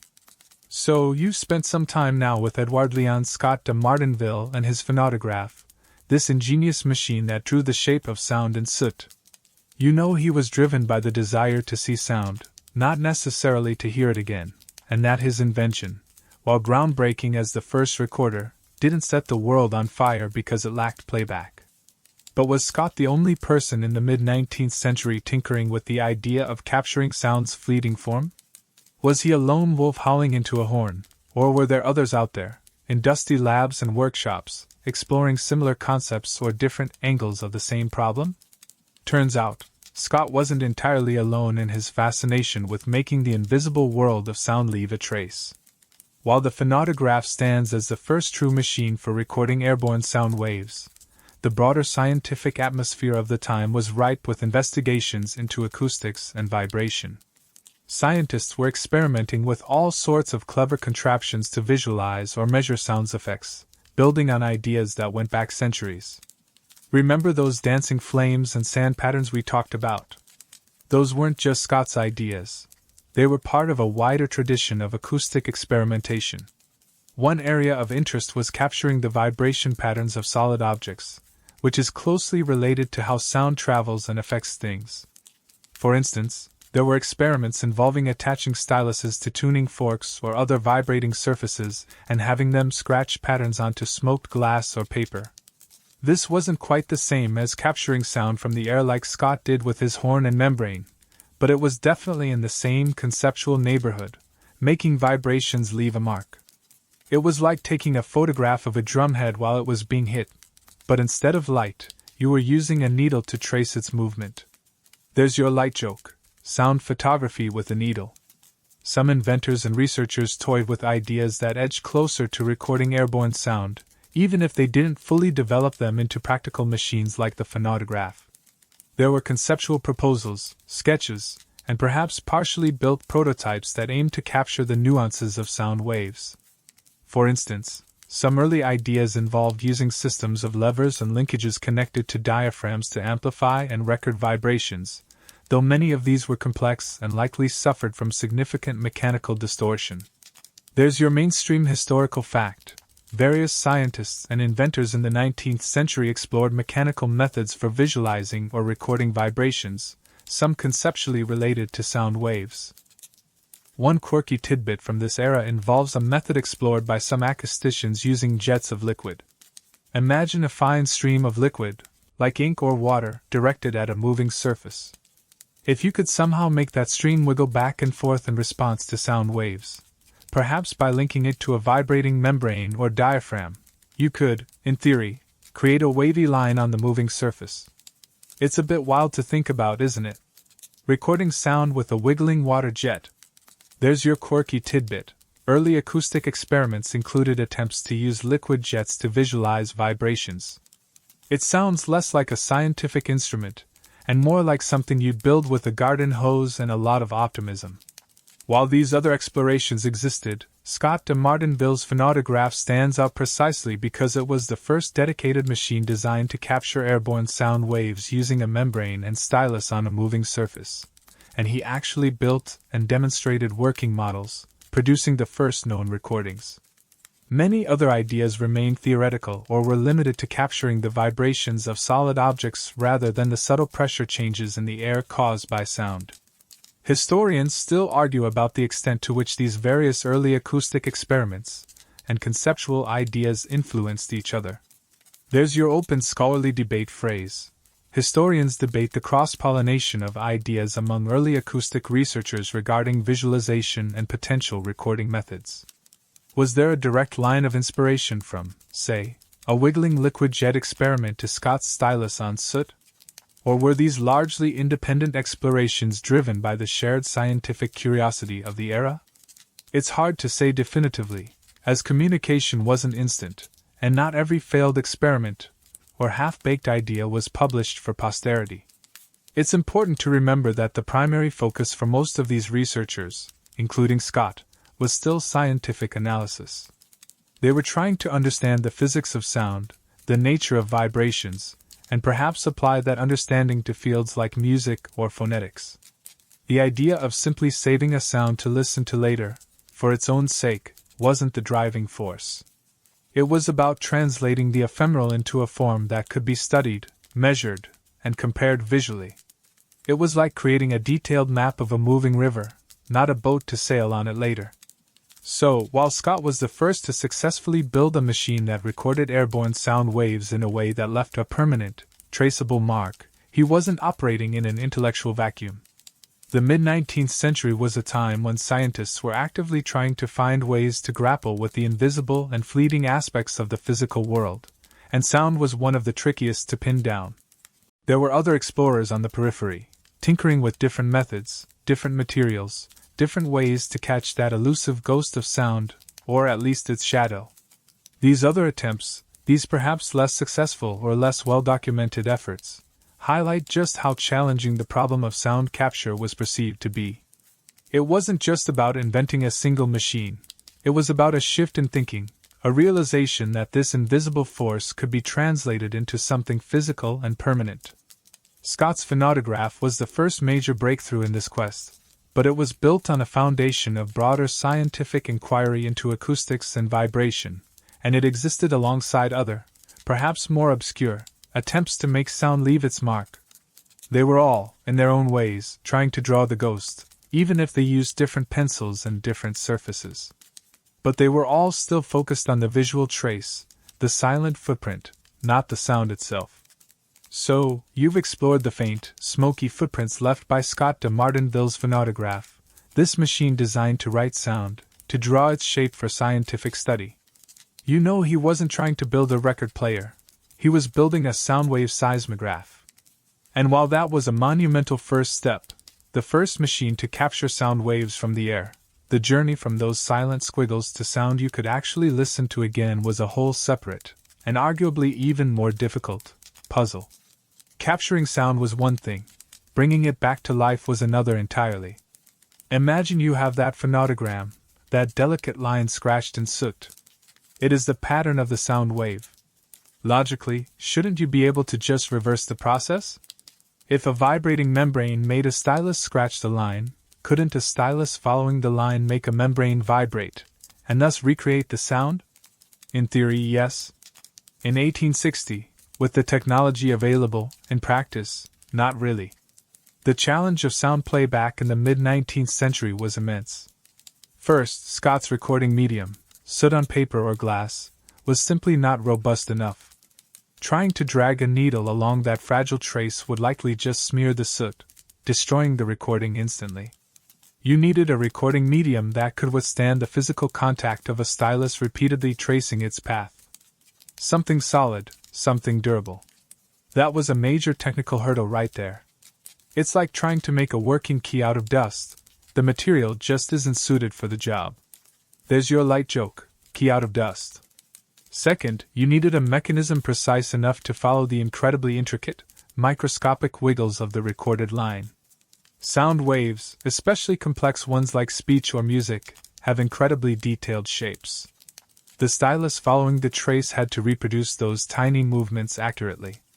And this stylus had to be connected to a diaphragm, or membrane, similar to the one used for recording, but now acting in reverse. As the stylus wiggled, it would make the membrane vibrate. But here's the really tricky part: making that vibrating membrane move enough air to recreate the original sound waves at an audible volume. The vibrations captured by the stylus were tiny, reflecting the subtle pressure changes in the air. To make those subtle vibrations powerful enough to push and pull the air in a way that your ear perceives as sound, you needed efficient acoustic coupling. This usually involved a horn or cone attached to the playback diaphragm, acting like a megaphone in reverse, amplifying the faint vibrations of the membrane into discernible sound waves in the room. This required careful design and engineering, understanding how to efficiently transfer energy from the vibrating stylus and membrane to the surrounding air. Think about it. A tiny needle tip wiggling in a groove has to transfer enough energy to a membrane to make it vibrate strongly enough to move a volume of air that you can hear across a room. It's a remarkable feat of engineering, converting mechanical energy, the stylus moving in the groove, back into acoustic energy, sound waves. Getting this energy transfer efficient and the vibrations accurate was far from trivial with 19th century materials and manufacturing precision. It was a bit like trying to power a light bulb by rubbing two twigs together. The energy is there, but converting it efficiently is the problem. There's your light joke: powering a light bulb with twigs. While scientists were familiar with diaphragms and styluses from other technologies, for example, some early telegraph receivers used electromagnets to make a diaphragm click or buzz, and acoustic experiments used membranes to visualize sound effects. Combining these elements specifically for sound playback from a physical trace was a new frontier. There's your mainstream historical fact: diaphragms and styluses were used in other 19th century technologies like telegraphy before being applied to sound playback. It required a different kind of problem solving, focusing on the mechanics of reproduction rather than just the physics of capture. Scott de Martinville seems to have understood, at least instinctively, the immense difficulty of this playback challenge with his phonautograph. His focus remained on the visual analysis of the trace. He wasn't trying to build a machine that could magically make his soot squiggles sing. He was content with the scientific diagram. The conceptual leap from seeing sound to hearing recorded sound again was significant, and it required a different set of priorities and technical solutions. Historians still argue about the extent to which the technical limitations of Scott's phonautograph, particularly the fragility of the soot medium, were the sole reason he didn't pursue playback, versus whether the very idea of widespread sound reproduction for listening was simply not a driving force or perceived need in the mid-19th century. There's your open scholarly debate phrase. Historians debate whether the lack of playback was primarily a technical failure of the phonautograph as medium, or a reflection of the era's conceptual focus on sound visualization rather than reproduction. Was the technology impossible for him, or was the goal itself not compelling enough compared to his scientific aims? Even if he had used a more durable medium, the challenge of creating a reliable, accurate playback mechanism would have remained. Think about how complex a modern turntable or CD player is, ensuring the stylus or laser tracks the information precisely at a constant speed. Doing that mechanically, with clockwork precision, using 19th century materials, was a significant engineering feat. It wasn't just about scratching a line. It was about creating a physical blueprint that could be read back accurately by a machine to recreate complex waveforms. The playback puzzle was the missing piece that prevented Scott's phonautograph from becoming the ancestor of the music player. It was a brilliant scientific instrument, the first to record sound, but it couldn't complete the circuit. It could capture the ghost's footprint, but it couldn't conjure the ghost back into audible form. This required a different inventor, with a different goal, and a different technical approach, one focused explicitly on the mechanics of making a physical trace reproduce sound waves in the air. It was the difference between drawing a map of a journey and building a vehicle to travel that journey again. Scott drew the map. The vehicle was yet to come. And that playback capability is what ultimately transformed sound recording from a scientific curiosity into a world-changing technology. Without solving the playback puzzle, the faint first attempts to record sound remained just that, faint, silent traces, waiting for someone else to figure out how to make them speak. It was like having a recipe but no kitchen to cook in. There's your light joke, recipe with no kitchen. So, that elusive ability to hear the sound again, to make the ghost of sound speak after it had been captured, remained the great unsolved puzzle of the mid-19th century. Scott de Martinville had shown you how to draw the ghost's footprint, how to create a visual map of its passage through the air, but he hadn't given you the vehicle to travel that map back to the original sound. His phonautograph was a scientific marvel, a groundbreaking tool for analysis, but it couldn't fill a room with the echo of the past. For that, you needed a different kind of inventor, with a different goal, and a machine built specifically for the purpose of bringing captured sound back to life. Enter Thomas Edison. Ah yes, the Wizard of Menlo Park. The name probably conjures images of light bulbs and laboratories humming with activity. By the late 1870s, Edison was already a famous, prolific inventor, known for his work on the telegraph and the telephone. He was constantly tinkering, constantly looking for practical applications for scientific principles, and crucially, he had the resources and the team to turn his ideas into reality. While Scott de Martinville was a dedicated individual working largely alone, Edison was building an empire of invention. Edison wasn't primarily driven by the pure scientific curiosity about the shape of sound waves in the way Scott was. Edison was thinking about utility, about communication, about potential commercial applications. He was working on improving the telegraph and the telephone, trying to find ways to record telephone conversations. If you could capture a message sent over the wire, maybe you could play it back later? This practical problem, this desire to record and reproduce spoken messages, was the fertile ground from which his most famous invention, the phonograph, sprang. In 1877, just 20 years after Scott patented his phonautograph, Thomas Edison unveiled his own sound recording device, the phonograph. And the key, the absolute game-changer that set it apart from everything that came before, was its ability to play back the sound it recorded. This wasn't just a machine that drew a picture of sound. It was a machine that could capture sound and then make that same sound happen again. It was, in a way, the first machine that could bottle the ghost of sound and uncork it on demand. There's your mainstream historical fact. Thomas Edison invented the phonograph in 1877, the first machine capable of both recording and playing back sound. How did he do it? While the basic principle was similar to Scott's, using a membrane that vibrates with sound and a stylus attached to it, Edison's approach and materials were different, specifically designed with playback in mind. Instead of scratching a delicate line in soot, Edison's first phonograph used a stylus to indent or emboss a groove onto a sheet of tinfoil wrapped around a metal cylinder. Think of it less like drawing a picture and more like carving a miniature landscape into soft metal. There's your quirky tidbit. Edison's first phonograph used tinfoil as the recording medium. So, you'd speak into a horn, the sound waves would vibrate a diaphragm, and a stylus attached to the diaphragm would press down onto the rotating tinfoil-covered cylinder, creating a wavy groove. The depth and shape of the groove corresponded directly to the amplitude and frequency of the sound waves. This groove was a physical, durable mold of the sound. And here's the playback magic.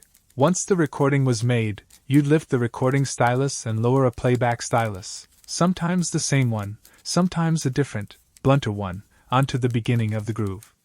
As the cylinder rotated again, the playback stylus would follow the path of the groove. Because the groove had been embossed by the original sound waves, the stylus would be forced to move up and down, wiggling just like the original recording stylus did. This wiggling motion of the playback stylus was transferred back to the diaphragm it was attached to, making the diaphragm vibrate. And that vibrating diaphragm, often coupled with a horn, would push and pull the air, recreating the original sound waves. It was a beautiful, elegant mechanical system. Sound goes in, makes a physical pattern makes sound come out. Unlike Scott's fragile soot traces, the tinfoil groove was robust enough to be played back multiple times, although the tinfoil itself was quite delicate and recordings would wear out quickly. Later versions of the phonograph would use more durable media like wax cylinders and discs. Edison wasn't shy about demonstrating his invention. His first public demonstration, reportedly with him reciting, "Mary had a little lamb," caused a sensation. People were utterly astonished, even skeptical. Hearing a machine talk back? It felt like magic, the kind of magic that Scott's silent squiggles, for all their scientific merit, could never achieve in the public eye. This was sound captured for listening, and the potential applications immediately seemed vast: dictation, recording messages, preserving voices, even entertainment. Historians still argue about whether Edison was aware of Scott de Martinville's earlier work when he developed the phonograph. There's your open scholarly debate phrase. Historians debate the extent to which Edison or his team were influenced by or even aware of Scott de Martinville's phonautograph. While the principles of using a vibrating membrane and stylus on a moving surface were similar, Edison's focus on a durable medium and a mechanism specifically designed for playback was a distinct leap. Some argue that the scientific literature describing the phonautograph was available and likely known to Edison's researchers. Others suggest Edison's invention was a largely independent development stemming from his work on telegraphy repeaters. It's possible he built on a general understanding of acoustic principles without directly referencing Scott's specific design or goals. The crucial difference was intent.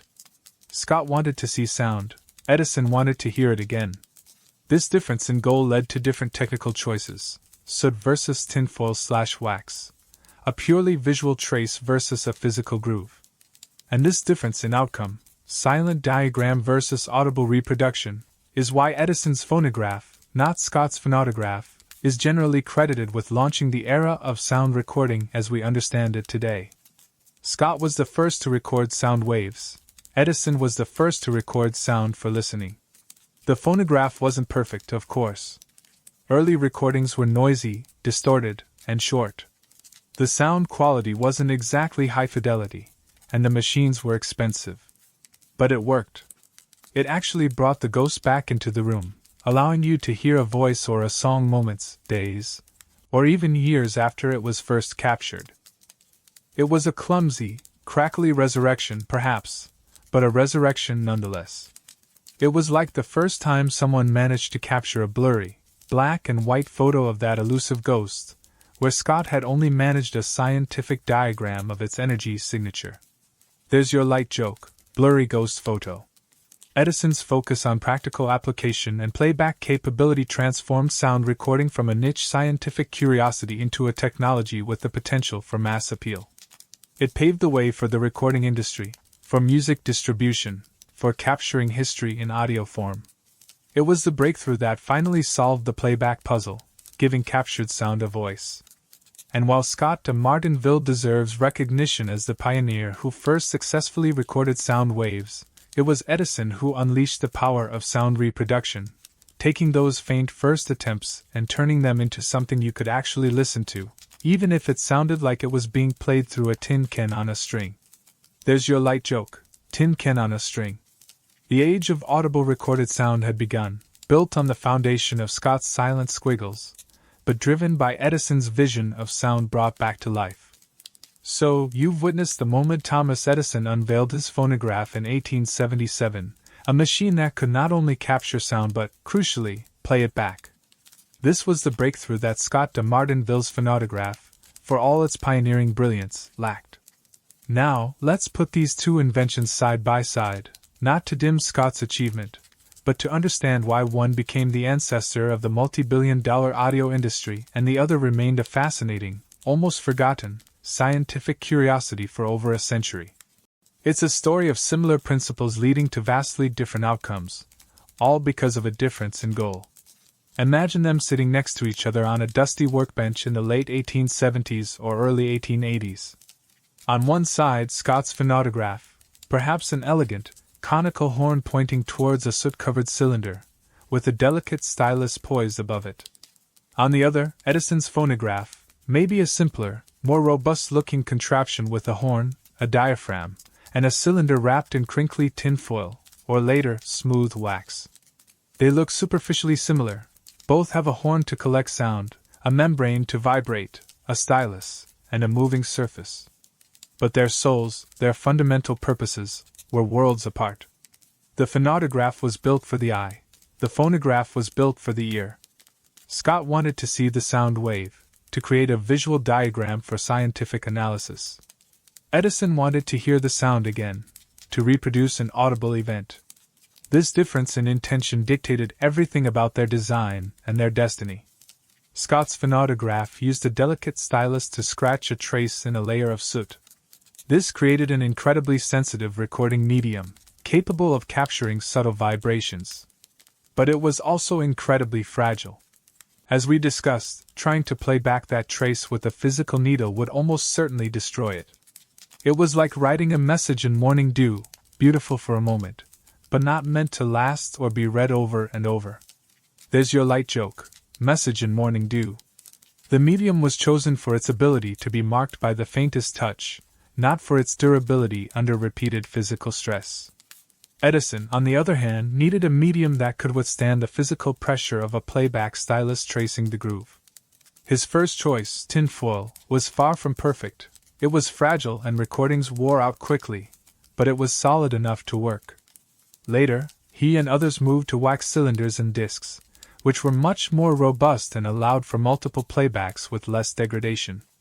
The recording process for the phonograph was about physically indenting or carving a groove into a solid surface, creating a durable, physical mold of the sound wave. This was the technical key to playback. The mechanism for playback was also fundamentally different. Scott's phonautograph had no dedicated playback system because playback wasn't its purpose. The phonotogram was the final product. Edison's phonograph was a two-way street.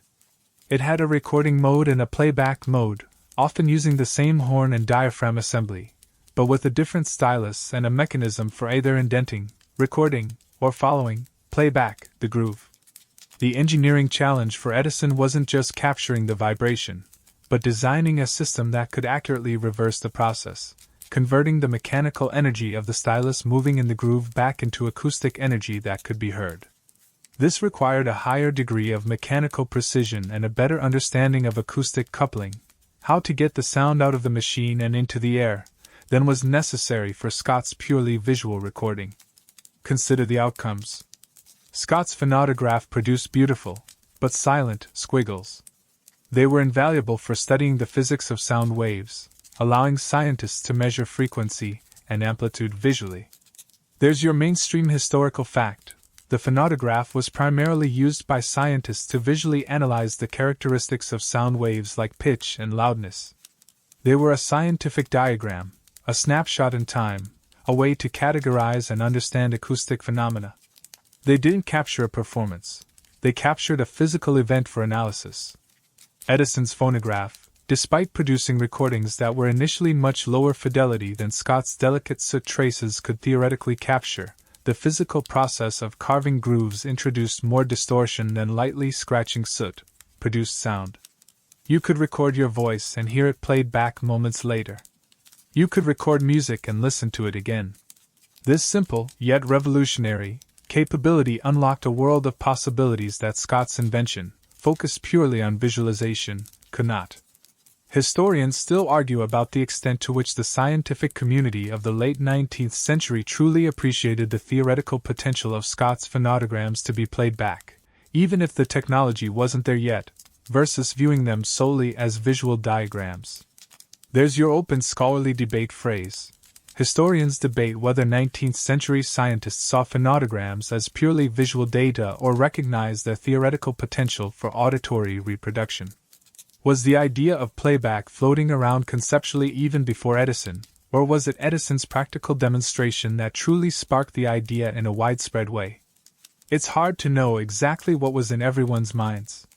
But regardless of theoretical understanding, the practical reality was that Scott's machine made silent records, and Edison's made audible ones. This difference was monumental. Edison's phonograph quickly moved beyond the laboratory. It became a novelty, then a tool for business, dictation, and eventually, the foundation of the entertainment industry, recorded music. It was a technology with immediate, obvious applications for communication, preservation, and pleasure.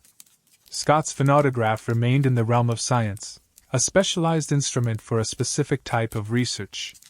It was like comparing a detailed anatomical drawing of a bird to the invention of flight. Both are brilliant, but one transforms the world in a much more immediate and public way. It's a quirky tidbit to think about. Scott invented sound recording, but it was Edison who invented the experience of recorded sound as we know it. One captured the ghost's footprint, the other captured the ghost's voice. Scott gave us the first physical evidence that sound could be captured. Edison gave us the first proof that it could be reheard. The faintness in the title of this journey, the fascinatingly faint first attempts, applies perfectly to Scott's phonautograms. They were literally faint visual traces, and their impact on the world of audible sound was also faint, almost silent for a century and a half. Edison's recordings, while crackly and imperfect by modern standards, were loud enough to be heard, and their impact was anything but faint. They roared into existence, changing how people experienced sound, music, and communication forever.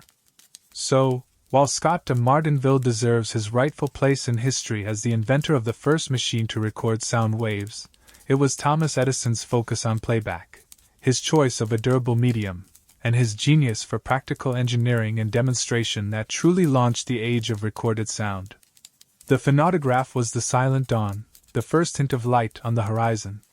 The phonograph was the noisy sunrise, bringing the full potential of sound recording into the audible world. One showed you the ghost's outline, the other made the ghost whisper, then sing, then eventually shout its way into history. The faint first attempts paved the way, but it was the ability to listen back that changed everything.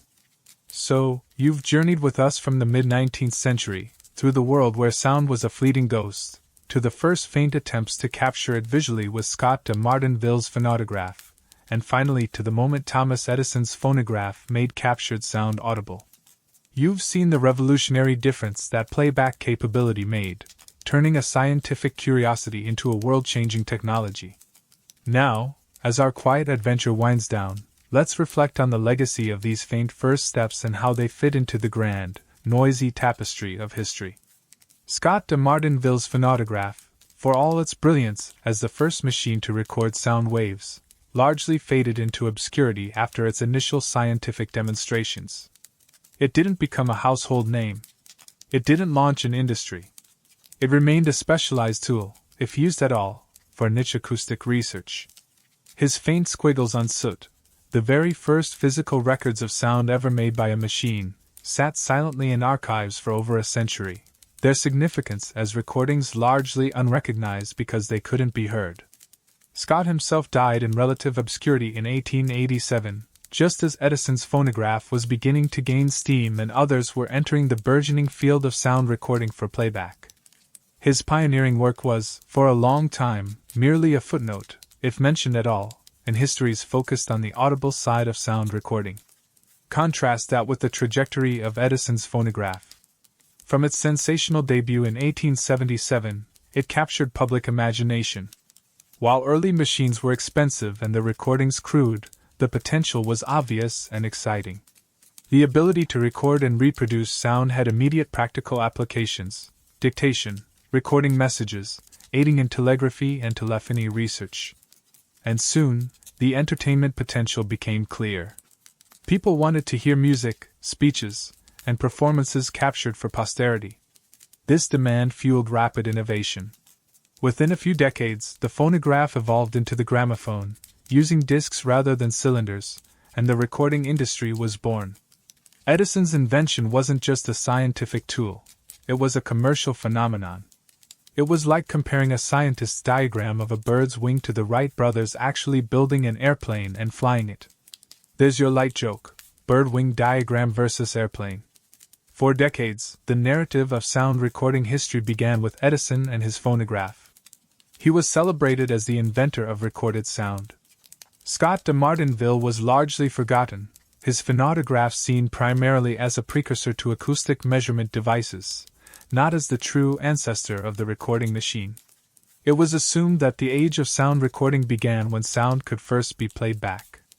The faint, silent footprint of Scott's work was overlooked in favor of the louder, more impactful presence of Edison's audible recordings.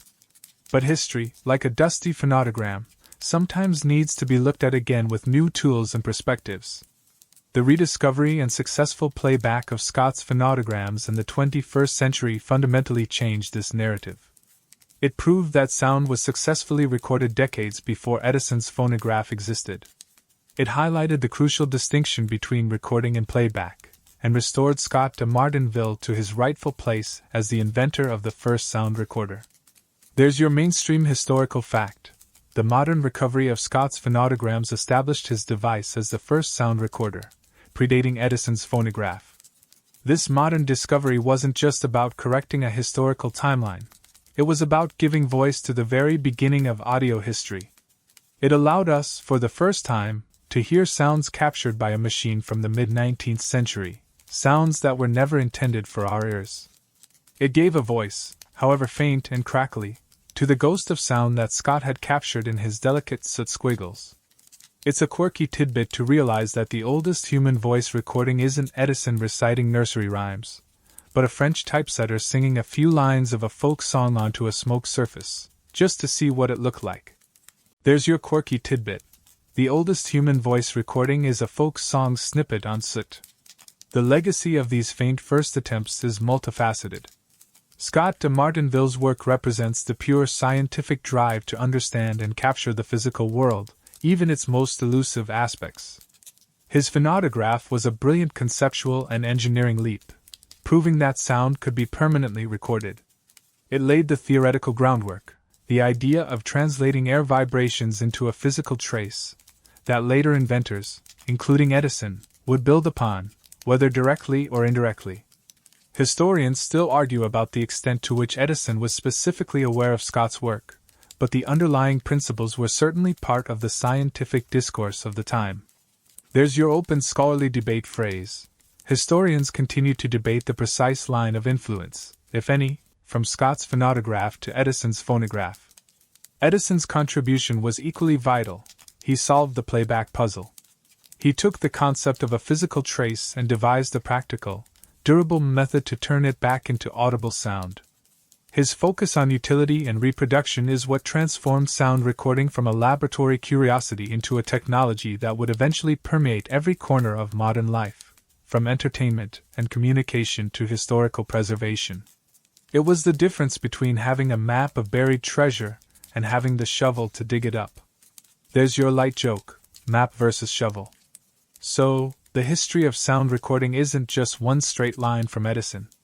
It begins with the quiet, almost silent steps of Edouard Léon Scott de Martinville, a typesetter who wanted to draw the shape of sound. His faint, smoky squiggles were the very first physical echoes of the human voice and other noises captured from the air. They were faint attempts, indeed, both in the delicacy of the trace and in their initial impact on the world of audible sound. But thanks to the persistent curiosity of historians and the power of modern technology, those silent footprints have finally been given a voice, allowing us to hear the very first whispers from the dawn of recorded sound. It's a reminder that even the faintest beginnings can hold profound significance, waiting patiently in the dark for their story to be heard. And sometimes, the most revolutionary ideas start not with a bang, but with a barely there whisper, a delicate wiggle in the soot. It's like trying to teach a whisper to shout, then realizing the whisper was the treasure all along. There's your light joke, teaching a whisper to shout. As our journey through these faint first attempts comes to a close, you can perhaps feel yourself drifting gently back to the present moment, leaving behind the gaslight laboratories and the soot-covered cylinders. The air around you is filled with sound now, easily captured, saved, and replayed at will. It's almost impossible to imagine a world where sound just vanished, leaving no trace, no echo. But for millennia, that was the reality, broken only by the quiet persistence of a few curious minds who dared to imagine capturing the ghost of sound. Their first steps were tentative, their methods crude by modern standards, and their initial goals focused on seeing rather than hearing. But those faint squiggles, those delicate traces in soot, were the start of everything. They were the proof that sound could be held on to, that the past didn't have to be entirely silent. They paved the way for the machines that would capture voices, music, and the ambient hum of history, allowing us to listen back across the years. So, as you settle deeper into your comfort, let the sounds of your own environment surround you. The gentle hum of the fan, the distant traffic, the quiet settling of your home. All of it is sound that could be captured now, instantly, effortlessly. Remember the effort, the ingenuity, and the quiet dedication it took to capture those very first, almost imperceptible sounds over a century and a half ago. They were faint, they were fleeting, but they were the beginning. Let the thought of those smoky squiggles, those first captured whispers from the past, lull you now. The journey is complete. The history of sound recording has unfolded, from faint traces to a world of constant audio. You can rest now, letting the sounds of the present carry you gently into sleep.